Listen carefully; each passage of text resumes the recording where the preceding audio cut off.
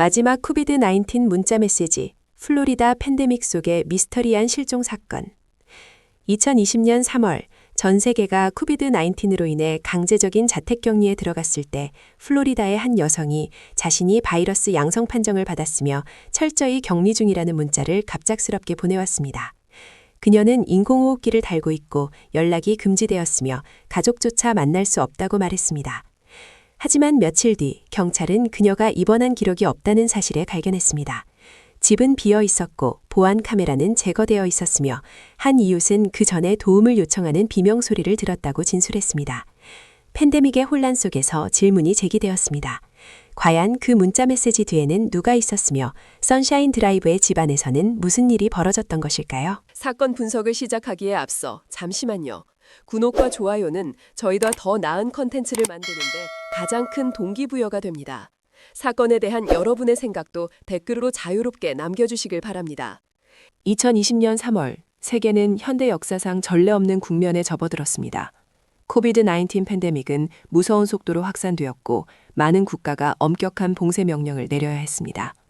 미국에서는 각 주가 차례로 학교 문을 닫고 이동을 제한하며 주민들에게 자택 대기를 명령했습니다. 보이지 않는 바이러스에 대한 공포는 사회생활을 뒤흔들었고 의료 시스템은 과부하에 걸렸으며 정보의 진위가 뒤섞이고 사람 사이의 신뢰가 심각하게 시험받는 시기였습니다. 바로 이러한 배경 속에서 플로리다주, 처음에는 팬데믹의 필연적 결과처럼 보였던 일련의 비정상적인 사건들이 발생하기 시작했습니다. 그러나 이 사건들은 점차 단순한 질병 사례나 의료 위기로 인한 실종이 아님을 보여주는 징후들을 드러냈습니다. 주피터는 플로리다 남동부 팜비치 카운티에 위치한 해안 도시입니다. 이곳은 조용한 주거지역, 높은 생활 수준, 그리고 안정적인 지역사회로 유명합니다. 수년 동안 주피터는 대도시의 소란스러움을 피해 중산층과 상류층 가족들이 거주지로 선택하는 강력범죄가 드문 안전한 지역 중 하나로 여겨져 왔습니다. 선샤인 드라이브 1302번지에 위치한 집도 그런 주거지역에 있었습니다. 높은 울타리도 경비 초소도 없이 그저 평온한 도로와 곧게 뻗은 야자수 그리고 잘 관리된 주택들만 있을 뿐이었습니다. 이 동네의 누구도 이곳이 심각한 형사사건 수사의 중심지가 될 것이라고는 생각하지 못했습니다. 이 집의 주인은 51세의 그레첸 앤서니였습니다. 개인 기록과 지인들의 증언에 따르면 그레첸은 활동적인 라이프 스타일을 가진 여성이었습니다. 그녀는 자주 운동을 하고 건강에 신경 썼으며 규칙적인 생활 습관을 유지했습니다. 친구들과 동료들은 그녀를 개방적이고 사교적이며 타인과 자연스럽게 어울리는 사람이라고 묘사했습니다. 엄마로서 그레첸은 주피터에서 함께 살고 있는 12살 딸에게 많은 시간을 할애했습니다. 법적으로 그레첸은 큰 변화를 겪고 있었습니다. 2020년 2월 그녀는 두 번째 남편인 데이비드 앤서니와의 이혼 소송을 제기했습니다. 법원 기록에 따르면 이혼 절차는 진행 중이었으며 재산 분할과 관련 의무 사항들은 아직 완료되지 않은 상태였습니다. 별거 중이었음에도 불구하고 두 사람은 여전히 얽혀있는 문제들 때문에 서로 연락을 주고받고 있었습니다. 당시 그레첸이 직접적인 위험에 처해 있다는 공개적인 정보는 없었습니다. 그녀는 평소처럼 생활하며 가족 및 친구들과 정기적으로 연락했고 주피터를 떠날 계획도 없었습니다. 플로리다 주가 더 엄격한 제한 조치를 적용하기 시작한 2020년 3월 23일, 그레첸의 전화기에서 가족들의 이목을 끄는 첫 번째 문자 메시지들이 전송되었습니다. 오전 중에 보내진 메시지는 짧지만 우려스러운 내용을 담고 있었습니다. 그레첸은 자신이 코로나 바이러스 양성 판정을 받았으며 최소 2주 동안 격리해야 한다고 알렸습니다. 팬데믹이 확산되던 상황에서 이는 드문 소식은 아니었습니다. 처음에 메시지를 받은 많은 사람들은 통상적인 걱정을 하며 그녀에게 휴식을 취하고 의료 지침을 따르라고 조언했습니다. 하지만 이후 몇 시간 그리고 며칠 동안 계속된 메시지들의 내용은 점점 더 복잡해졌습니다. 그레첸은 자신이 주피터 메디컬 센터에서 치료를 받고 있다고 했다가 상태가 급성으로 악화되어 벨글레이드에 있는 CDC의 특수시설로 이송되었다고 알렸습니다. 그녀는 인공호흡기를 사용해야 하며 폐가 심각하게 손상되었고 가족을 포함한 그 누구와도 직접적인 접촉이 완전히 금지되었다고 언급했습니다. 이 일련의 문자 메시지는 즉시 두 가지 상반된 반응을 불러일으켰습니다. 한편으로 팬데믹 상황은 많은 사람들로 하여금 절대 격리나 갑작스러운 이송 같은 극단적인 조치가 가능할 것이라고 믿게 만들었습니다. 당시 의료 시스템은 비상사태였고 정보는 끊임없이 변하고 있었기 때문입니다. 다른 한편으로 그레첸과 가장 가까운 사람들은 맞지 않는 점들을 발견하기 시작했습니다. 첫째는 언어였습니다. 전송된 메시지들은 그레첸의 평소 말투와는 거리가 먼 낯선 의학 용어들을 많이 사용하고 있었습니다. 일부 용어는 잘못 사용되기도 했는데 그 중에는 코비드-19과는 완전히 다른 바이러스인 메르스에 대한 언급도 있었습니다. 그녀와 자주 대화하던 사람들에게 이러한 변화는 쉽게 넘길 수 없는 것이었습니다. 둘째는 장소였습니다. 벨글레이드는 농업지역으로 CDC의 비밀치료시설이 있는 곳으로 알려진 바가 없었습니다. 그곳에 그런 센터가 존재한다는 공식적이거나 비공식적인 정보는 전무했습니다. 가장 중요한 것은 완전한 침묵이었습니다. 그 기간 내내 누구도 그레첸으로부터 음성 전화를 받지 못했습니다. 모든 연락은 문자 메시지를 통해서만 이루어졌습니다.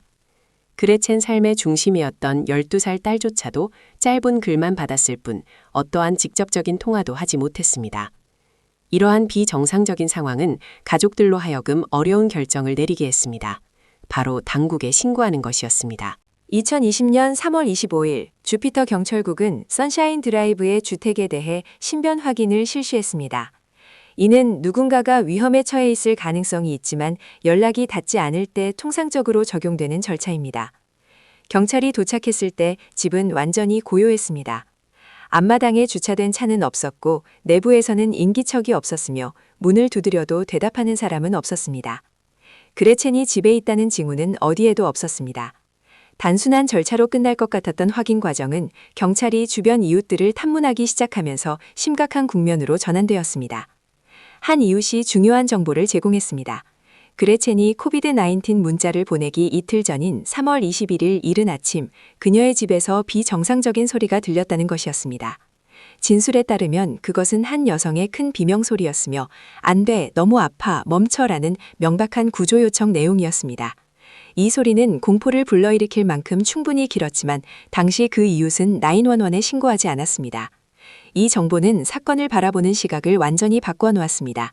질병과 관련된 의심 사례에서 그레첸이 입원했다고 주장하기 전에 발생한 폭력 행위의 징후를 띈 상황으로 변모한 것입니다. 경찰은 집 내부를 정밀 수색하기로 결정했습니다. 그들이 발견한 것은 그레첸의 존재가 아니라 심각한 사건이 발생했고 그것이 은폐되었을 가능성을 보여주는 흔적들이었습니다. 차고에서는 표백제 냄새가 공간을 가득 채우고 있었습니다. 집안의 일부 물건들은 어지럽혀진 흔적이 있었습니다. 액자가 깨져 있었고 침대 위에는 유리 조각들이 흩어져 있었습니다.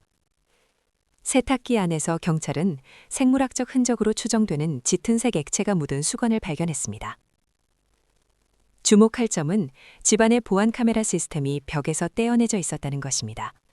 전선은 그대로 있었지만 녹화 장치는 사라진 상태였습니다. 현장 수색과 동시에 경찰은 의료기관들의 정보를 확인했습니다. 주피터 메디컬 센터는 그레첸 앤선이라는 이름의 환자를 접수한 적이 없다고 확인했습니다. 입원 기록도 이송 기록도 없었습니다. 또한 연방기관들은 문자 메시지에 묘사된 것과 같은 CDC 시설은 벨글레이드에 존재하지 않는다고 확인해 주었습니다. 이 시점에서 그레첸이 코비드-19 치료를 받고 있다는 가설은 공식적으로 배제되었습니다. 사건은 완전히 다른 국면으로 접어들었습니다. 공격받은 흔적이 있는 실종된 여성, 그리고 팬데믹의 혼란을 틈타 조작된 것으로 보이는 교란 작전. 공식적인 수사는 여기에서부터 시작되었습니다. 경찰의 첫 번째 단계는 그레첸이 실종되기 직전 그녀와 가장 밀접한 관계를 맺고 있던 인물들을 추려내는 것이었습니다. 기록에 따르면 그레첸은 두 번째 남편인 데이비드 앤서니와 이혼 소송 중이었습니다. 두 사람은 별거 중이었으나 법적 문제가 해결되지 않아 여전히 연락하고 있었습니다. 데이비드는 선샤인 드라이브의 집에서 그레첸과 함께 살지 않았지만 과거에 그곳을 드나든사게 있었습니다. 본명이 데이비드 앤서니 도이치인 데이비드 앤서니는 키가 2m에 가까운 비정상적으로 큰 체구를 가진 헬스 트레이너였습니다.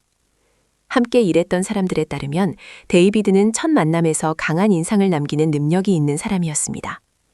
하지만 일부 동료와 지인들은 그의 성격이 특히 스트레스 상황에서 급격하게 변할 수 있다고 묘사했습니다.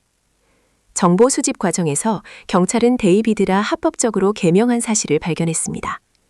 이러한 신분 세탁 사실은 과거의 범죄 기록으로 이어졌는데 그가 젊은 시절 강도 및 법집행기관과의 충돌 등 불법 행위에 연루된 전력이 있음을 보여주었습니다. 이러한 정보들은 배경 데이터로 기록되었을 뿐 현재 사건에서 데이비드의 역할에 대해 결론을 내리기에는 아직 불충분했습니다. 경찰이 그레첸과 관련된 차량을 조사하면서 또 다른 주목할 만한 단서가 나타났습니다. 그녀의 파란색 미니 쿠퍼 차량이 집에 없었습니다.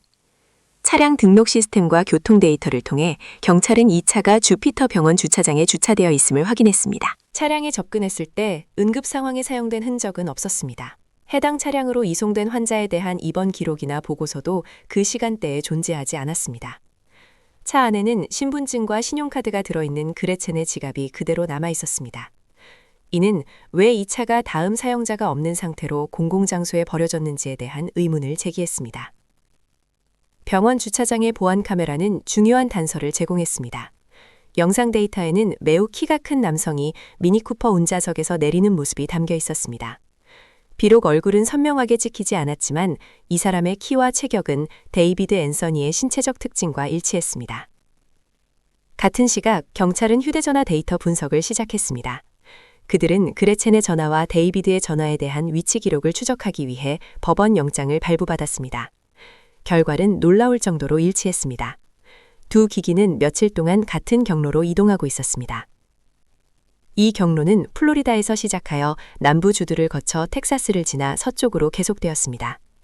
이동하는 내내 그레첸의 전화기는 여전히 가족과 친구들에게 문자 메시지를 보내며 자신이 코비드-19 치료 중이며 연락이 제한된다는 이야기를 계속 유지하고 있었습니다. 두 기기가 함께 움직인다는 사실은 그레첸의 전화를 통제하고 있는 사람이 그녀 자신이 아닐 가능성을 시사했습니다. 메시지들은 데이비드의 전화 위치와 일치하는 여러 장소에서 전송되었으며 이는 누군가 고의로 이 기기를 사용하여 그레첸이 살아있고 이동 중인 것 같은 환상을 만들어내고 있다는 가설을 뒷받침했습니다. 이 여정을 추적하는 과정에서 경찰은 그레첸의 자산과 관련된 의심스러운 거래들을 발견했습니다. 경로상에 있는 여러 주의 보석상에서 한 남성이 여성 장신구를 가져와 판매한 기록이 확인되었습니다. 이 남성은 물건들이 코비드-19으로 사망한 친척의 유품이라고 설명했습니다. 이러한 거래는 영수증과 상점 주인의 진술을 통해 확인되었습니다. 키와 외모를 포함한 판매자에 대한 묘사는 계속해서 데이비드 앤서니와 일치했습니다. 하지만 당시 문자 메시지를 통해서는 그레첸이 여전히 살아있는 것으로 묘사되고 있었으므로 남자의 설명과 실제 데이터 사이에는 명백한 모순이 발생했습니다.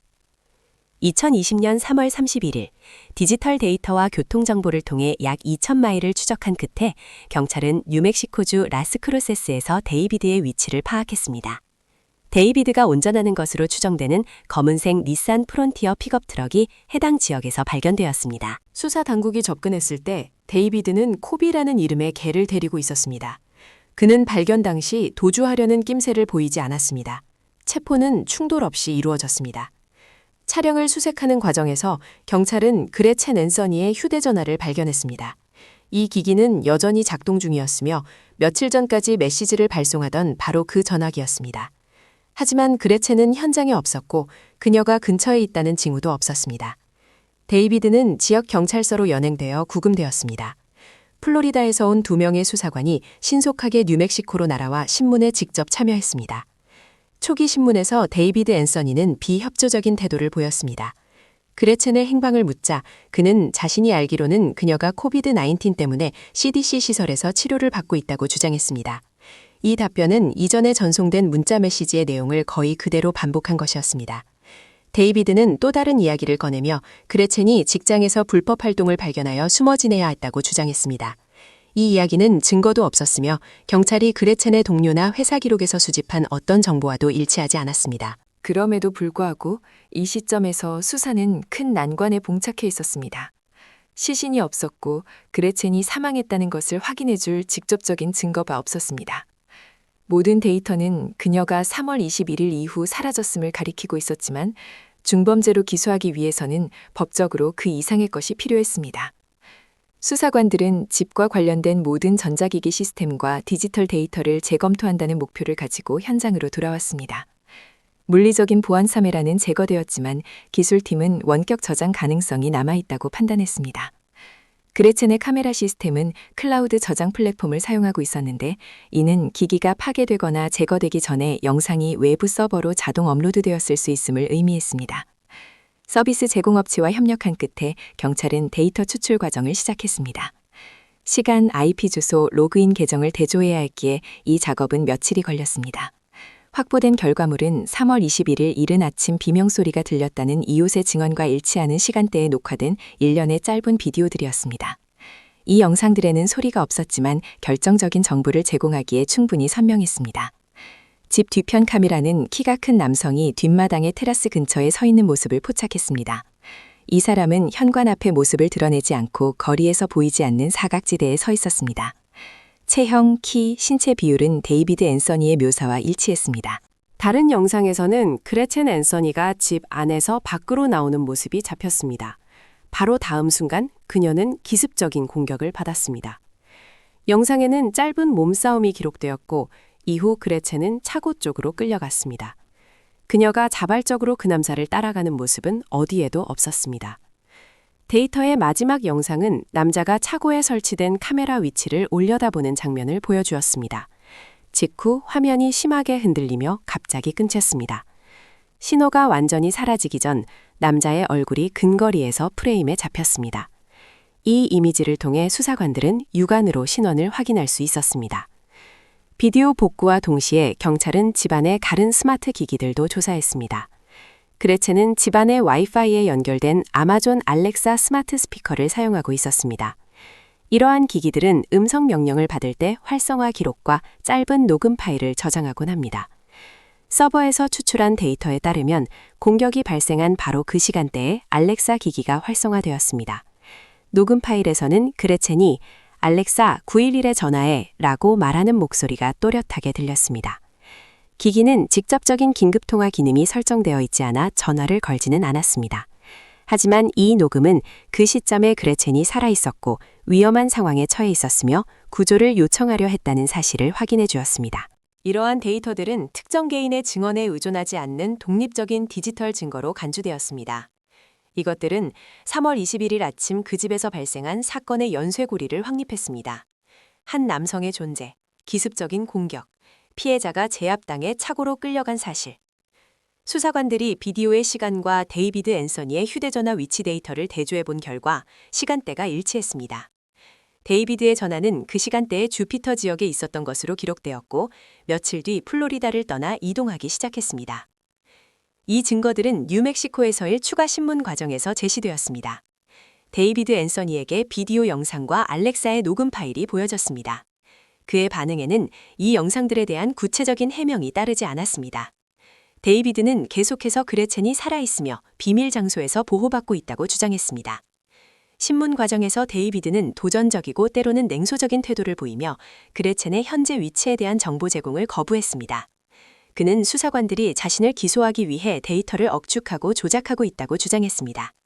이러한 발언들은 모두 기록되었지만 이를 뒷받침할 증거는 없었습니다. 공격 장면이 담긴 비디오와 구조 요청 녹음이 있었음에도 불구하고 수사는 여전히 큰 장벽에 직면해 있었습니다.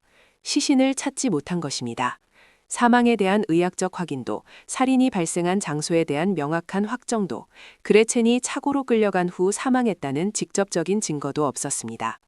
미국 사법 시스템에서 시신 없는 살인 사건을 기소하는 것은 매우 높은 수준의 증거를 요구합니다.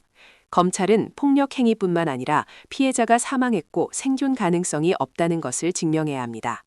이 논리사슬에 어떤 빈틈이라도 있다면 변호인은 합리적 의심을 심어주기 위해 이를 파고들 수 있습니다. 데이비드 앤서니는 이 점을 잘 알고 있었습니다. 구금 기간 내내 그는 그레첸이 살아있다는 입장을 고수했고 그녀가 있는 것에 대한 어떠한 정보도 제공하지 않았습니다. 시신이 존재한다면 그 위치는 오직 데이비드만이 알고 있는 핵심 요소가 되었습니다. 이때의 압박감은 법적 요구사항뿐만 아니라 그레첸의 가족으로부터도 오고 있었습니다. 그들은 그녀의 운명에 대한 명확한 답을 원했고 동시에 시신을 찾지 못하면 사건이 결론 없이 수년 동안 끌어질 수 있다는 가능성에 직면해야 했습니다. 디지털 증거가 충분히 수집되었을 때 수사는 결정적이면서도 법적으로 가장 민감한 단계로 접어들었습니다. 비록 공격 영상, 알렉사 노금, 데이비드 앤서니의 도주 경로를 보여주는 위치 데이터가 있었지만 검찰은 피할 수 없는 현실에 직면했습니다. 그레첸 앤서니의 시신이 아직 발견되지 않았다는 것입니다. 미국 형법에서 시신 없는 살인사건 재판은 매우 큰 위험을 내포하고 있습니다. 변호인은 피해자가 여전히 살아있다고 주장하거나 증거들이 폭력 행위만 증명할 뿐 사망을 확인하기에는 부족하다고 주장할 수 있습니다.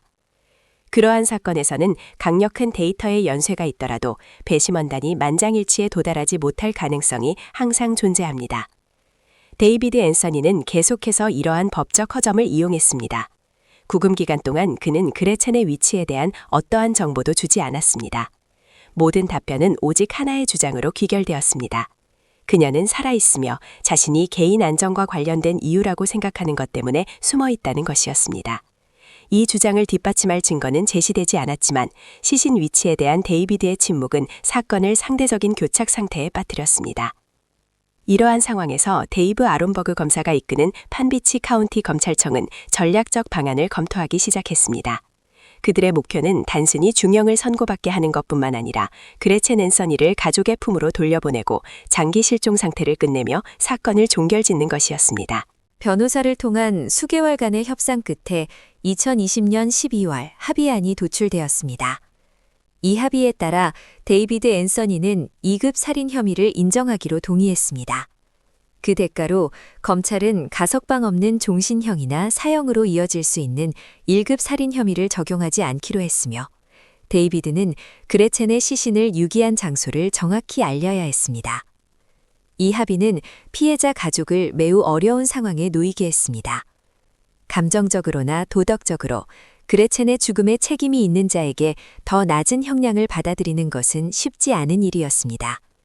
하지만 상담과 숙고 끝에 가족은 불확실한 소송 과정을 길게 끄는 대신 그레첸을 찾아 편히 쉬게 해주기 위해 합의에 동의했습니다. 합의가 체결된 후 데이비드 앤서니는 시신 유기 장소에 대한 정보를 제공했습니다. 그의 지시에 따라 경찰은 그레첸의 집에서 약 3마일 떨어진 월마트와 요양원 근처의 공터에서 수색을 진행했습니다. 이 장소에서 수사당국은 그레첸 앤서니의 유해를 발견했습니다. 매장 상태는 허술했고 표시도 없었으며 시신이 급하게 은폐되었음을 보여주었습니다. 유해의 발견으로 그레첸이 실종된 지 9개월여 만에 공식적으로 실종 상태가 종료되었습니다. 법의학 감식 결과 그레첸은 목과 몸통 부위에 날카로운 물체에 의한 심각한 상처를 입고 사망한 것으로 확인되었습니다. 시신에는 방어흔이 있어 피해자가 공격받는 과정에서 저항하려 했음을 보여주었습니다. 이러한 발견은 카메라와 스마트 기기에서 확보한 영상 및 음성 데이터와 일치했습니다. 선고 공판에서 데이비드 앤서니는 체포 당시와는 다른 모습으로 나타났습니다. 그는 마스크와 안경을 착용하고 비교적 차분한 태도를 유지했습니다. 발언 기회가 주어지자 데이비드는 개인적인 변명을 내놓았습니다. 그는 코비드-19 팬데믹을 종말의 날 징조로 믿었으며 자신의 행동은 그에 대한 공포에서 비롯되었다고 주장했습니다. 그는 그레첸을 살해했음을 인정했지만 발언의 대부분은 자신의 행동을 정당화하는 데 집중되었습니다. 그레첸 앤서니의 가족 또한 법정에서 발언했습니다.